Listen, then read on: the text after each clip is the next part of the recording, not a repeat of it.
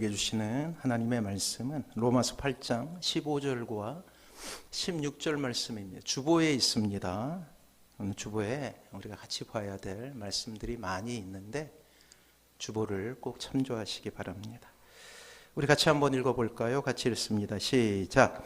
너희는 다시 무소하는 종의 영을 받지 아니하고 양자의 영을 받았으므로 우리가 아빠 아버지라 부르짖느니라. 성령이 친히 우리의 영과 더불어 우리의 하나님의 자녀인 것을 증언하시나니. 아멘. 그래, 옆에 분하고 인사하도록 하겠습니다. 사랑하고 축복합니다. 사랑하고 축복합니다. 오늘 오직 복음으로 회복하라, 그 12번째 설교입니다. 이제 오늘로써 이 시리즈는 이제 마감을 하게 되지요. 오늘도 우리는 복음이 아니는 소망이 없음을 고백하며 주님 앞에 나가길 바랍니다. 자, 여러분은 어떻게 예수님을 알게 되셨나요? 신앙생활을 시작하며 갖게 된 기대와 소망은 무엇이었습니까? 소박하게 한 가정이 평안하게 되는 것이겠죠. 또 좀 더 욕심을 내보자면 우리가 기대하고 소원하는 일이 이 땅에서 이루어지는 것일 것입니다. 어떤 분은 건강을 회복하는 것이요, 또 어떤 분은 물질적인 어려움에서 해방되는 것이겠죠. 또 어떤 분은 깨어진 관계가 회복되길 바라는 이 가난한 마음으로 예수님을 찾아오기도 합니다. 놀랍게도 예수님은 우리의 이러한 기대와 소원을 이루어 주시는 분이십니다. 그것 때문에 행복했고 또 그것 때문에 즐거워하며 신앙생활을 이어가는 것이죠. 하지만 신앙생활을 이어가다 보면 또 다른 불편한 진실이 있음을 우리는 깨닫게 돼요. 하나님을 믿는 신자에게도 인생의 흉년의 시간이 찾아올 수 있음을 깨닫게 된다라는 것입니다.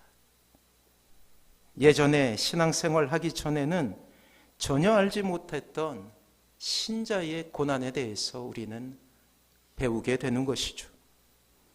예수님 믿는 것 때문에 직장에서 어려움을 겪기도 하고, 때로는 가족들의 냉소는 참으로 고통스러운 순간이라 아니할 수 없을 것입니다. 호기롭게 시작된 신앙은 기가 죽고, 교회 다니는데 내 인생은 왜 그러냐라는 지인들의 타박 혹은 가족들의 타박은 참으로 우리의 마음을 무너지게 합니다. 성경에 이러한 조롱 가운데 있었던 한 시인이 있었어요. 그의 노래는 이 시대를 사는 우리의 노래이기도 합니다. 시편 42편 3절입니다. 주보에 있어요. 우리 같이 한번 읽어보도록 할게요. 시작. 사람들이 종일 내게 하는 말이 내 하나님이 어디 있느뇨 하오니 내 눈물이 주야로 내 음식이 되었도다. 그래요. 이 시인의 탄식은 바로 우리의 탄식이죠. 사람들이 묻습니다. 왜 그렇게 고난당하느냐? 내가 믿는 하나님은 어디에 있느냐? 그런 말을 들을 때마다 우리의 눈물이 우리의 음식이 되어버리는 것입니다. 그렇습니다. 불편하지만 이러한 모습도 신자의 모습이라는 거예요. 우리의 인생길에서 하나님의 인도하심과 도우심을 느끼는 것은 매우 행복한 경험이에요. 기도응답은 하나님의 살아계심의 증거라는 말씀을 가슴에 새기고, 우리는 기도를 드릴 때마다 하나님의 응답을 꿈꾸며 기도하곤 하죠. 그런데 이내 문제가 생기고 맙니다.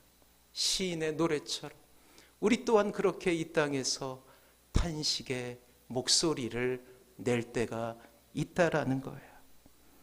때로 하나님의 인도가 우리 눈에 보이지 아니하고, 그리고 오랜 침묵이 느껴질 때 말로 닿을 수 없는 답답함이 우리의 마음을 지배할 때가 있지요.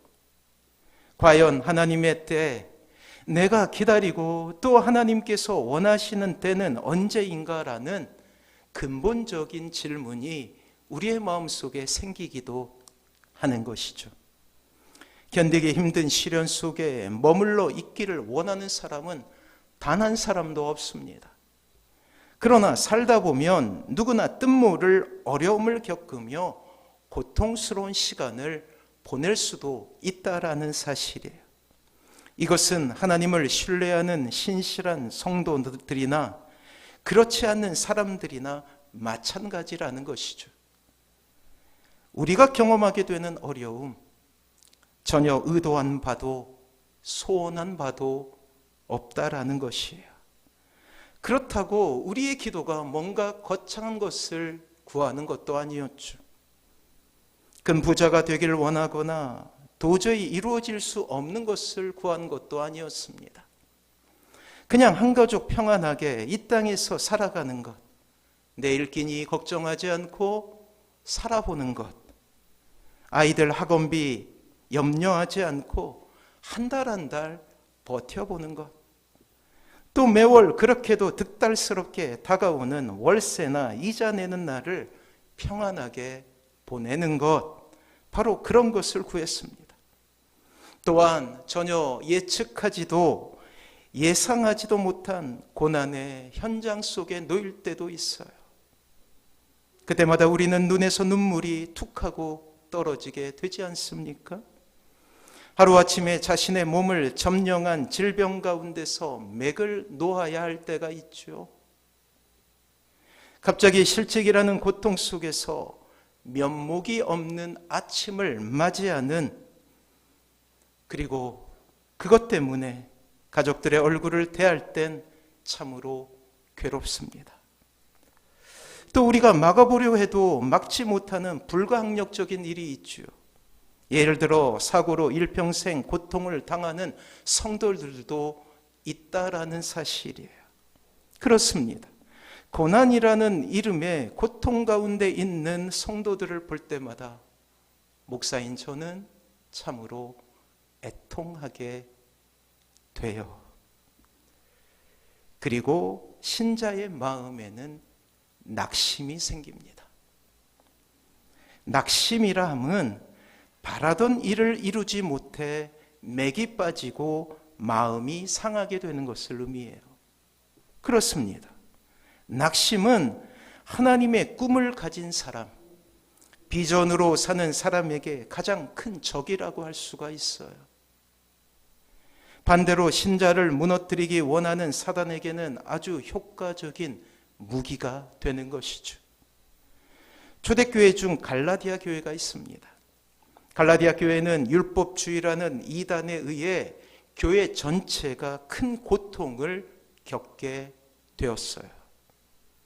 이때 사도 바울은 갈라디아 교회에게 편지를 보냅니다. 그것이 우리가 읽게 되는 갈라디아서인 거예요. 사도 바울의 위로와 격려 그리고 가르침으로 놀라운 회복이 있었지만 문제는 갈라디아 교인들에게 남아있는 어려움이 있었지요. 그것이 바로 낙심의 문제인 거예요. 열심히 신앙생활하고 열심히 선을 행하고 열심히 이 세상을 살았는데 낙심이 생긴 거예요. 여전히 갈라디아 교인들은 낙심으로 인하여 고통을 겪었고 점차 그들은 웃음을 잃어가게 됩니다. 그것이 교회 전체를 힘들게 했어요. 그렇습니다. 선을 행하다 낙심할 수 있다라는 사실, 신앙생활에 있어서 참으로 불편한 진실이라 할 수 있습니다. 하나님을 향한 선한 사역 가운데도, 봉사 가운데도, 사람들을 위한 지극한 사랑에도, 또한 자녀들을 향한 숭고한 인내에도 낙심이 생길 수 있다라는 거예요. 성도들을 향한 애씀과 수고의 봉사에도 그 모든 것이 물거품처럼 사라지는, 혹은 대가가 주어지지 않는 수고가 될 수 있다라는 사실입니다. 사랑하는 성도 여러분, 하나님께서 역사하신다면 반드시 거두리라 라는 결론이어야 하지 않습니까? 하지만 바울은 우리에게 낙심할 수도 있음을 감추지 않고 우리에게 권면하고 있다라는 사실이에요. 사랑하는 성도 여러분, 수없이 많은 날들을 기도하고 바라고 기다린 일이 기도한 것만큼 우리에게 주어지지 않을 때, 전도도 마찬가지죠.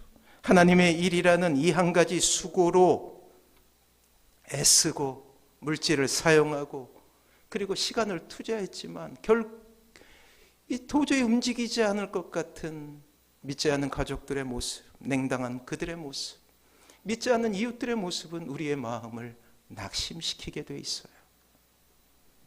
자신의 기도보다 영혼 구원을 우선순위에 올려 그 영혼을 위해 기도했지만 도무지 바뀌지 않는 모습을 보게 될 때, 혹은 그것이 가족일 때 우리 안에 참으로 커다란 실망이 찾아오게 됩니다.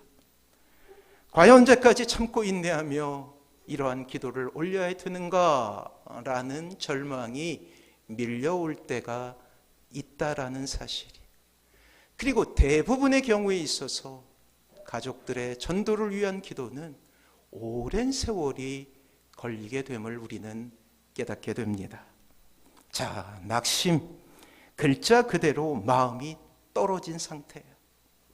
바라던 일이 이루어지 못해 맥이 빠지고 마음이 상하게 되는 것을 의미하게 됩니다. 그 마음을 잃어버림으로 모든 것을 잃어버린 상태이며 다시 해볼 염두를 내지 못하는 그러한 절망이죠. 한마디로 상처입니다. 더 깊숙이 영적으로 표현하자면 하나님에 대한 상처예요. 아, 그래요. 하나님에 대해서도 우리는 상처받은 마음이 생길 수 있다라는 거예요. 신자에게 이러한 낙심이 찾아오게 되면 마음은 급속도로 굳어지게 됩니다. 그리고 은혜에 대해 둔감해지거나 모른 척하게 돼요. 예배는 소홀해지고 예배에 참석한다 할지라도 감격과 감동이 사라지게 되는 거예요. 예배는 무거운 짐이 되어버립니다. 왜냐하면 낙심 가운데 하나님께 대한 서운함이라는 영적인 비밀이 그 안에 숨겨져 있기 때문이죠. 사랑하는 성도 여러분, 혹시 낙심이라는 마음의 적이 지금 여러분들을 삼켜버린 것은 아닙니까? 이루어지지 않는 꿈, 이루어지지 않는 기도 제목이 여러분들의 마음을 힘들어하게 하는 것은 아닙니까? 이런 낙심으로 인해 어느새 우리의 삶 가운데 웃음은 사라지고 마음은 메마르며 삶은 곤고해진 것 아닙니까? 우울감에 사로잡혀 때로 모든 것을 포기하고 싶은 것은 아닙니까? 성경은 이러한 일들이 신자에게도 일어날 수 있음을 이야기하고 있어요. 문제는 이러한 낙심이 때로 우리의 삶에 더 큰 충격으로 다가올 수도 있다라는 거예요. 하나님의 사랑에 대한 근본적인 회의에 도달할 수 있다라는 것이죠. 그래서 낙심의 상태를 방치하게 되면 영적 침체 가운데 들어갈 수밖에 없는 거예요. 누군가에게 도움을 청하거나 하나님을 다시 한번 찾기 위해서 몸부림치거나 은혜의 수단들을 통하여서 다시금 하나님을 만나지 않으면 영적 침체 가운데서 영영 빠져나오지 못할 수도 있다라는 거예요. 그때 우리의 마음속에 드는 생각이 있죠. 하나님이 나를 이제 사랑하시지 않은가 보다. 혹은 하나님이 나를 버리신 것은 아닌가라는 질문이 들기도 합니다. 혹시 그러한 것이 더욱더 깊어져 삶의 절망과 좌절과 삶의 고통 가운데서 우리는 이렇게까지 질문할 수도 있다라는 거예요. 내가 구원받은 사람이 아닌가? 라는 무서운 생각이 우리를 지배할 수도 있다라는 것이, 지금까지 신앙이 모두 무너지게 되고 하나님의 자녀라는 안도감은 사라지고 위로는 염려로 변하게 됩니다. 하나님에 대한 믿음이 우리의 상황과 처지, 그리고 우리가 겪게 되는 여러 가지 불행에 의해 영향을 받게 되는 거예요. 고난을 이길 수 있는 근거, 하나님의 자녀라는 이 놀라운 진리마저도 흔들리게 될 수 있다라는 사실을 우리는 기억해야 된다라는 거예요. 자, 다시금 여러분들에게 질문합니다. 여러분은 하나님의 자녀입니까? 여러분은 구원받은 사람입니까? 때로 이러한 신앙의 아주 기본적인 물음에도 쉽게 대답할 수 없는 때가 우리의 신앙의 여정 가운데도 찾아올 수 있음을 우리는 배워야 한다라는 거예요. 그래야 대응할 수 있어요. 문제를 해결할 수 있습니다. 불행을 당하거나 사건과 사고가 생기거나 혹은 사랑하는 사람을 잃게 되거나 육신의 질병이 찾아오게 되거나 등등 수많은 이유 때문에 이 소중한 질문에도 예 혹은 아멘 하고 자신 있게 대답할 수 없을 때도 올 수 있다라는 거예요. 이 모든 고난을 이길 수 있는 단 한 가지 방법은 끝까지 내가 하나님의 자녀라는 사실을 믿는 믿음입니다. 이 믿음이 흔들리게 되면 모든 것을 흔들리게 될 수밖에 없는 것이죠. 자, 그렇다면 우리가 하나님의 자녀라는 사실을 믿는데 방해되는 장애물 한 가지를 우선 제거할 필요가 있을 것 같아요. 어떠한 고난과 어떠한 좌절 가운데서도 어떠한 재난 가운데서도 결코 낙심하지 않게 하는 놀라운 진리 하나를 우리의 손에 쥐고 있어야 합니다. 자, 잘 들으십시오. 여러분의 신앙을 느낌이나 영적인 체험에 의존하려고 하면 안 됩니다. 어떤 사람은 마음의 평안이나 방언과 같이 영적인 체험을 예수님께서 자신 안에 계신 증거로 생각합니다. 그러나 느낌이나 영적인 체험은 우리에게 도움을 줄 수 있지만 또 우리를 속일 수도 있음을 명심해야 돼요. 저는 고등학교 때 방언을 받았거든요. 그때 어떤 느낌이었냐면 하늘을 나는 느낌이었어요. 이제 모든 것이 어려움이 없겠다라는 그런 자신감이 생겼어요. 아, 내게도 봄날은 찾아오는가 보다 라는 그런 자신감이 있었습니다. 그러나 저의 삶에 길지는 않지만 삶의 여정들을 보면 그럼에도 불구하고 낙심할 때가 많이 있었습니다. 그럼에도 불구하고 어려움에 처하게 되면 나의 마음속에 우울감이 찾아왔음을 고백하지 않을 수 없었다라는 거예요. 어려운 일을 당해서 마음의 평안을 잃었다고 생각해 보십시오. 그러면 그때는 예수님께서 떠나신 것일까요? 아니에요. 근데 우리의 불완전한 정서, 즉 감정은 마치 예수님께서 떠나신 것처럼 느껴지게 한다라는 거예요. 느낌, 즉 감정이나 체험은 예수님께서 내 안에 계신데도 계시지 않는 것처럼 만들 수도 있습니다. 악한 영은 우리의 느낌이나 감정을 이용해서 하나님과 멀어지게 하기 때문이에요. 그렇다면 흔들리지 않는 믿음을 가지려면 우리는 어떻게 해야 될까요? 우리가 하나님의 자녀라는 사실을 말씀으로 확인해야 하는 거예요. 확실히 경험해야 한다라는 거예요. 사랑하는 성도 여러분, 우리가 이 땅에서 당하게 되는 여러 가지 환난과 어려움 속에서도 변하지 않는 믿음을 가질 수 있는 유일한 방편은 하나님께서 우리에게 주신 말씀, 즉 성경의 진리로만 가능한 것임을 믿으시기 바랍니다. 이 말씀에 의존해서 확신하는 거예요. 확신이라면 확실히 믿는 것입니다. 말씀은 느낌이나 체험과는 달라서 예수님께서 우리 안에 계신지를 정확하게 분별해 줄 수 있는 놀라운 진리가 되기 때문이죠. 또한 말씀을 통해 예수님께서 내 안에 계신다는 것을 확인하면 우리는 언제 어떠한 상황 속에서도 예수님께서 나와 동행하신다라는 사실을 잊지 않을 수 있게 되는 거예요. 그래서 우리는 조금 길지만 7가지 우리가 하나님의 자녀된 이유의 근거를 살펴보게 될 것입니다. 여러분들의 인생 가운데서 좌절이나 절망이 찾아오고 때로는 질병이 찾아온다 할지라도 변하지 않는 믿음을 소유하고 하나님의 은혜 가운데 다시금 일어나며 그러한 어려움들을 극복하고 이겨내어서 하나님의 영광을 드러내는 이 놀라운 과정 가운데는 여러분들이 끊임없이 어려운 순간마다 되뇌어야 될 하나님의 말씀이 있다라는 거예요. 변함없이 우리가 하나님의 자녀임을 증거하게 되는 놀라운 말씀들이 있다라는 사실입니다. 이 사실을 믿음으로, 이 진리를 믿음으로 우리는 흔들리지 않는 믿음을 가질 수 있게 되는 거예요. 자, 첫 번째, 예수님을 주라 시인하십니까? 그렇다면 여러분들은 하나님의 자녀인 거예요. 때로 절망이 찾아오고 때로 질병이 찾아온다 할지라도 결코 여러분들은 하나님의 자녀의 신분을 잃을 수 없다라는 것이죠. 말씀을 통해서 확인하겠습니다. 고린도전서 12장 3절이에요. 주보에 있습니다. 같이 한번 읽어볼까요? 시작. 성령으로 아니하고든 누구든지 예수를 주라 시인할 수 없느니라. 아멘. 여러분들이 예수 그리스도를 주라 고백하면 여러분들은 하나님의 자녀가 되는 것입니다. 예수님을 주라 고백하십니까? 주님이라 부르십니까? 그렇다면 여러분들은 하나님의 자녀입니다. 여러분들의 마음속에 있는 성령님께서 그리 고백하게 하신다라는 거예요.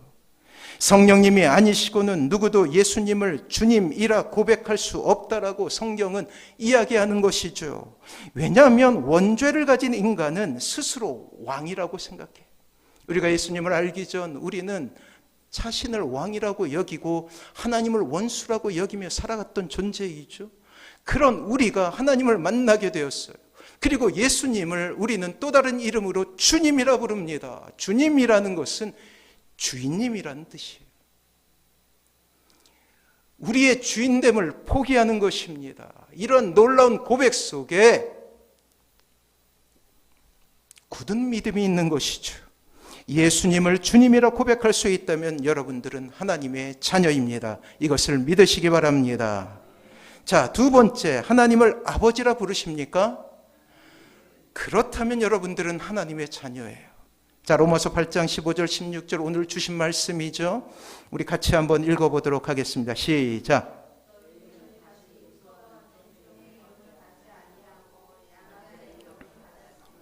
우리가 아빠 아버지라 부르짖느니라. 성령이 친히 우리의 영과 더불어 우리의 하나님의 자녀인 것을 증언하시나니. 아멘. 그래요, 성령이 증언하신다라고 말씀하고 있습니다.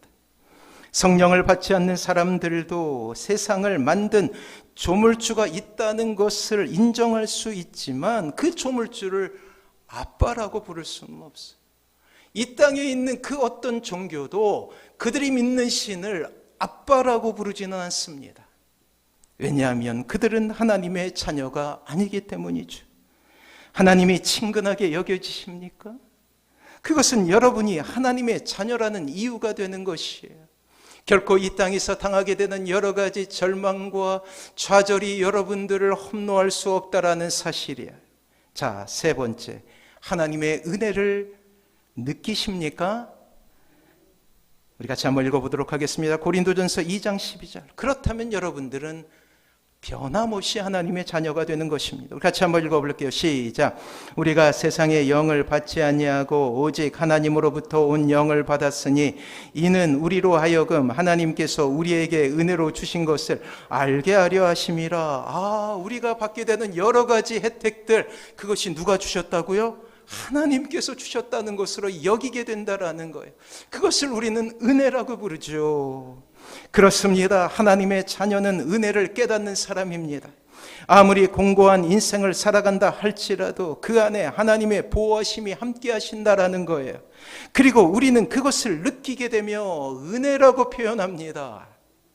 은혜라는 말은 받을 만한 자격이 없는데 얻게 된 선물로 인하여 감사한다라는 뜻을 가지고 있어요. 어려움 가운데서 희망을 보게 되었을 때, 고난 가운데서 건져주심을 경험하게 되었을 때 우리의 마음속에 그 모든 것이 은혜다라는 마음이 생기게 되는 것이죠. 우리가 기도했던 기도 제목이 이루어졌을 때, 생각하지도 못했던 상을 받게 되었을 때, 좋은 결과를 얻게 되었을 때, 우리의 마음속에 내가 잘나서 내가 잘해서가 아니라 하나님께서 나를 위해서 베푸셨구나 라는 마음이 든다면 여러분들은 변함없이 하나님의 자녀라는 사실이에요. 평안함이 모두 하나님께서 내게 주신 선물이다 라는 생각이 들게 되는 것이죠. 그렇습니다. 하나님께서 나를 위해 나에게 선물하셨다는 것을 느끼게 된다면 우리 안에 예수 그리스도께서 함께 하시는 거예요. 이것을 믿으시기 바랍니다. 그래요. 네 번째, 사랑하는 마음이 생깁니까? 그렇다면 여러분들의 마음속에 성령님이 임재하신 것입니다. 요한일서 4장 12절과 13절 말씀을 우리 같이 한번 읽어보도록 하겠습니다. 같이 읽습니다. 시작. 어느 때나 하나님을 본 사람이 없으되 만일 우리가 서로 사랑하면 하나님이 우리 안에 거하시고 그의 사랑이 우리 안에 온전히 이루어지느니라. 그의 성령을 우리에게 주심으로 우리가 그의 안에 거하고 그가 우리 안에 거하시는 줄을 아느니라. 아멘. 사랑하는 성도 여러분, 예수 그리스도를 영접하게 되면 우리 안에 놀라운 변화가 일어나게 돼요. 누군가를 품고 사랑하라는 하나님의 음성이 들리게 됩니다. 예전에 하나님을 알기 전 우리는 우리에게 잘하는 사람을 좋아하고 싫어하는 사람을 싫어하는 것은 너무나 자연스러운 일이었어요. 하지만 우리가 예수님을 영접하게 되면, 예수님께서 우리 안에 임재하시게 되면 우리의 마음속에 사랑하는 마음이 생기게 되는데, 우리 안에 계신 성령님이 용서와 사랑의 영이시기 때문이에요. 놀랍게도 누군가와의 갈등이 생기게 되면 이전에는 미워하면 됐어요. 그냥 세상살이가 어렵지 않았습니다. 그냥 나에게 좋지 않은 행동을 하면 그냥 미워하면 됩니다. 거리를 두면 되죠. 그런데 하나님께서 우리에게 이런 마음을 주시는 거예요. 힘들지만 용서해야 한다, 사랑해야 한다라는 하나님의 마음이 생기는 거예요. 때로는 누군가를 사랑하지 않으면, 용서하지 않으면 우리의 마음 가운데 무거운 짐이 생기게 되는 참으로 이상한 경험을 하게 됩니다. 불쌍해 보이고 안쓰러워지는 것이죠. 여전히 나를 힘들게 하고 여전히 나를 아프게 하지만 하나님은 이렇게 우리의 마음을 바꾸시는 거예요. 우리가 잘 아는 이야기가 있지 않습니까? 한 여인이 있었어요. 한 가정의 아내이고 엄마였죠. 열심히 새벽 기도를 나가요. 근데 그가 결혼한 남자는 믿지 않는 남자였어요. 더군다나 술과 노는 것을 즐겼던 사람이죠. 늘 술과 음식을 먹고 즐기다 오게 되면 이 부인인 여인을 핍박하는 거예요. 그리고 그 핍박의 주제는 예수 그리스도를 믿은 이후에 항상 같았어요. 예수쟁이냐고, 너만 그렇게 믿음이 좋으냐고. 하지만 예수님께서 주신 그런 마음이 있게 쉬지 않고 새벽기도 나갑니다. 그러다가 오늘도 새벽기도 나가게 되는데 문득 남편의 신발이 보이는 거예요. 그리고 그 신발을 집어 들고 품에 품고 교회에 와요. 그리고 기도하죠. 지금은 나를 핍박하고 나를 힘들게 하고 나를 아프게 하지만 하나님, 남편의 신발이 먼저 왔습니다. 속히 남편도 이 자리에 와서 하나님을 만나게 해 주시옵소서라고 기도했다고 해요. 그리고 우리가 잘 아는 대로 그 남편도 교회에 나와 하나님을 섬기게 된 것입니다. 사랑하는 성도 여러분, 누군가를 사랑하고 용서한다라는 마음이 생기게 되면 여러분 안에 예수 그리스도께서 계신다는 증거가 되는 거예요. 이 마음을 가지고 우리는 살아가야 됩니다. 아직도 극복하지 못한 그러한 기도의 제목이 있습니까? 혹시 그것이 가족에 대한 기도 제목입니까? 머지않아 하나님께서 이루어 주실 거예요. 이 마음을 가지고 사랑하시고 이 마음을 가지고 이겨내시기 바랍니다. 자, 5번째, 성령님의 근심을 느끼십니까? 그렇다면 여러분들은 하나님의 자녀입니다. 자, 에베소 4장 30절이에요. 같이 한번 읽어봅니다. 시작. 하나님의 성령을 근심하게 하지 말라. 그 안에서 너희가 구원의 날까지 인치심을 받았느니라. 자, 우리가 만약 예수님을 믿었지만 여전히 하나님의 뜻대로 살지 못할 때가 있지요. 때로는 죄를 짓기도 하고, 때로는 관계에 있어서 실패하기도 하고, 어려운 일을 경험하면서 좌절하기도 합니다. 근데 놀라운 일이 있어요. 그렇게 되면 우리의 마음속에 있는 성령님께서 근심하게 되는 거예요. 우리가 죄를 짓게 되면, 신자로서 죄를 짓게 되면 예전에는 별 마음이 없었는데, 그런데 성령님께서 우리 안에 계시기에 우리의 마음속에 근심이 생겨요. 내가 이렇게 살 수는 없다라는 결단이 생긴다라는 거예요. 양심의 가책을 느끼고 후회하죠. 뿐만 아니라 불신자였을 때는 느끼지 못했던 근심과 괴로움이 끊임없이 나의 마음속에 들게 됩니다. 예배에 빠지거나 기도 생활을 전혀 하지 못하게 되면 마음에 불편함이 생기게 된다라는 거예요. 이 모든 일은 성령님께서 근심하시게 내게 주시는 마음이라는 것이죠. 사랑하는 성도 여러분, 성령님의 근심이 느껴지신다면 속히 우리의 삶을 고치고 결단하고 주님 앞에 돌아와야 하는 것입니다. 자, 6번째는 하나님의 일을 하고 싶은 소원이 생긴다면 여러분들의 마음속에 성령님께서 함께 하시는 거예요. 자, 빌립보서 2장 13절 말씀입니다. 같이 한번 읽어볼게요. 시작. 너희 안에서 행하시는 이는 하나님이시니 자기의 기쁘신 뜻을 위하여 너희에게 소원을 두고 행하게 하시나니. 아멘. 자, 불신자는 하나님의 존재를 인정하지 않지요. 뿐만 아니라 하나님을 원수라고 생각합니다. 따라서 불신자들은 하나님을 기쁘시게 하기 위해 무엇인가 하려는 생각이 있을 수가 없어요. 그러나 예수님을 믿고 영접한 사람에게는 새로운 소원이 생깁니다. 누가 시킨 것도 아닌데 하나님을 기쁘시게 하고자 하는 소원이 생기는 거예요. 소원이 생긴다고요. 하나님은 이 땅의 신자를 통해서 무슨 일을 하게 하실 때 가장 첫 번째 하시는 것이 마음의 소원을 주시는 거예요. 그것을 혹자는 이렇게 이야기해요. 비전이라고 불러요. 꿈이라고 부르기도 하죠. 그것은 성령님께서 그와 같은 선한 소원을 우리 안에 주시기 때문입니다. 하나님을 알기 전에 내가 행복한 것이 인생의 최고의 목적, 최고의 선이라면 이제는 하나님을 위해 살 때 가장 큰 행복을 경험하게 되는 것이죠.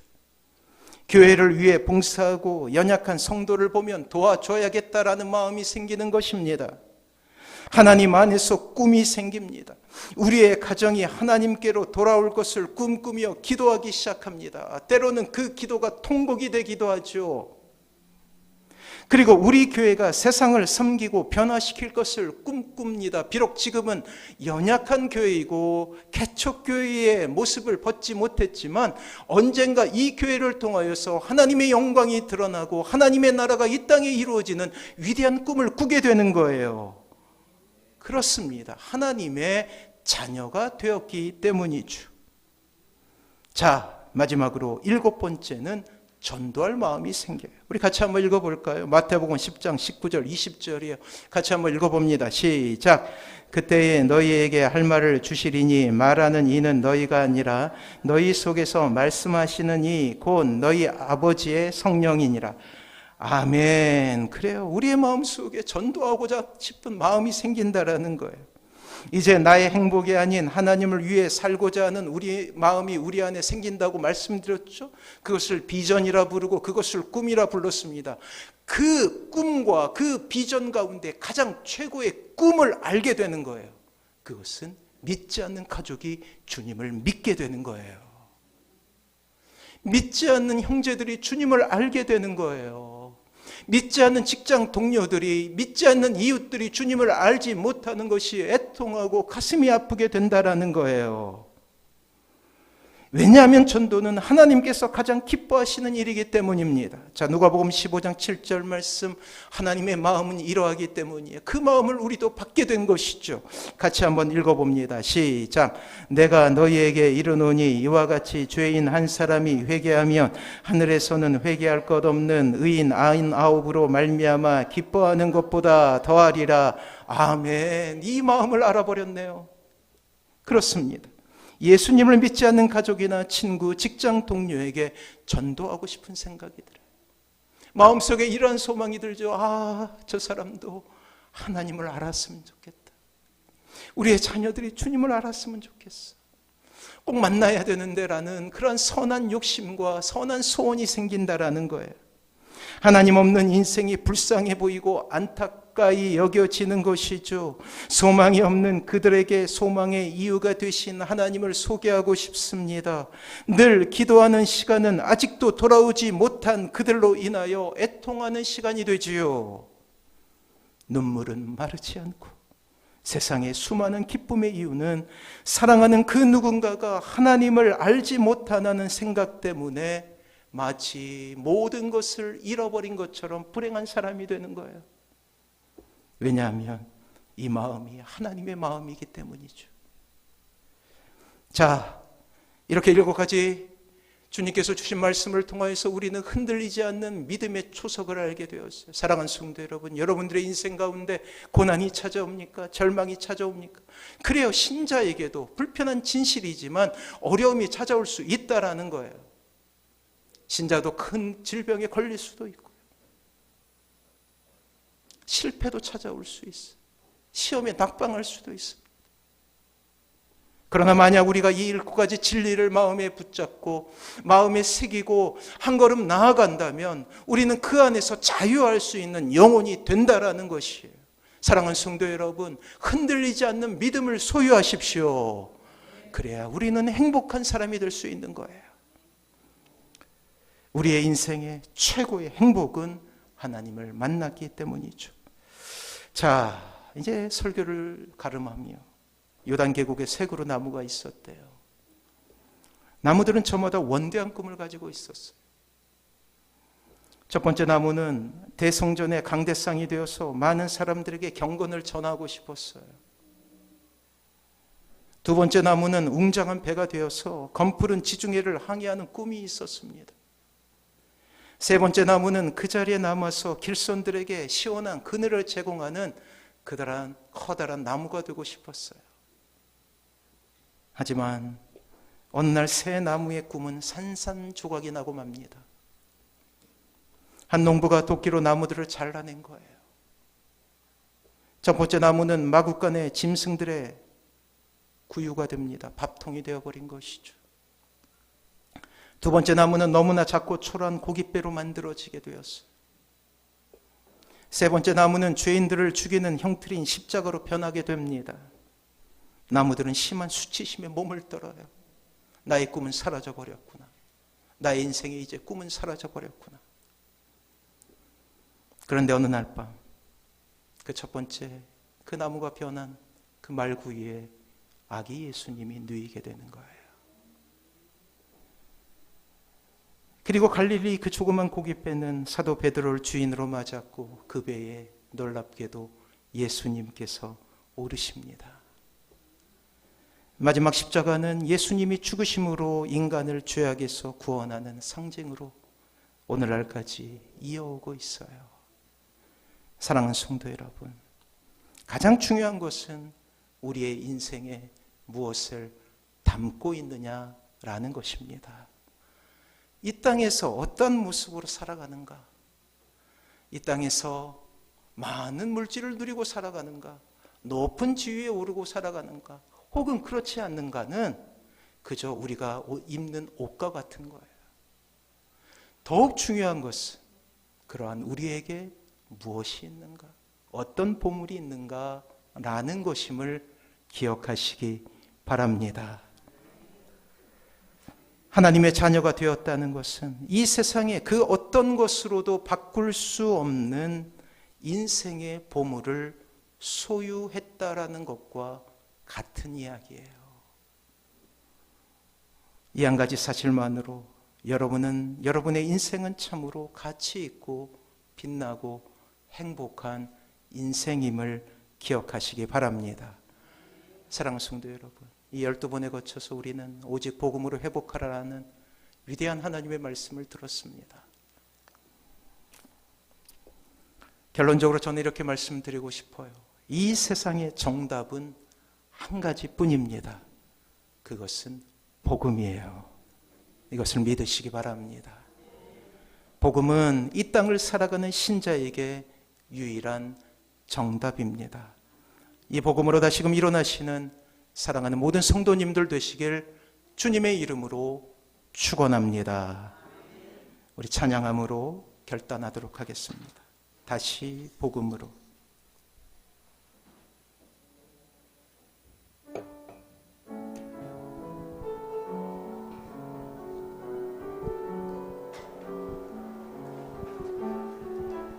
하나님 독생자 예수 그리스도, 하나님 독생자 예수 그리스도, 그분만이 오직 길과 진리 생명이라.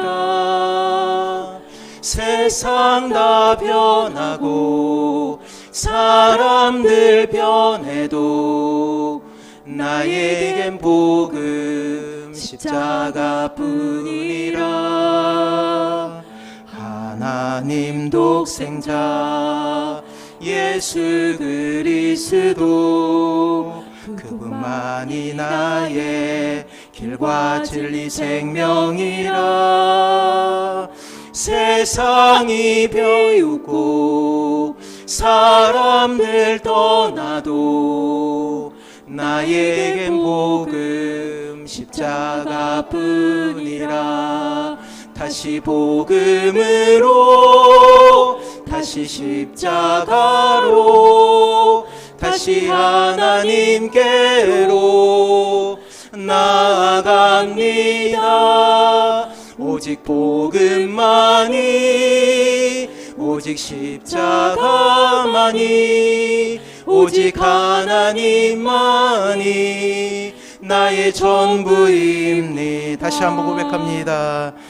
하나님 독생자 예수 그리스도, 그분만이 오직 길과 진리 생명이라. 세상 다 변하고 사람들 변해도 나에겐 복음 십자가뿐이라. 하나님 독생자 예수 그리스도, 그분만이 나의 길과 진리 생명이라. 세상이 비웃고 사람들 떠나도 나에게 복음 십자가뿐이라. 다시 복음으로, 다시 십자가로, 다시 하나님께로 나아갑니다. 오직 복음만이, 오직 십자가만이, 오직 하나님만이 나의 전부입니다.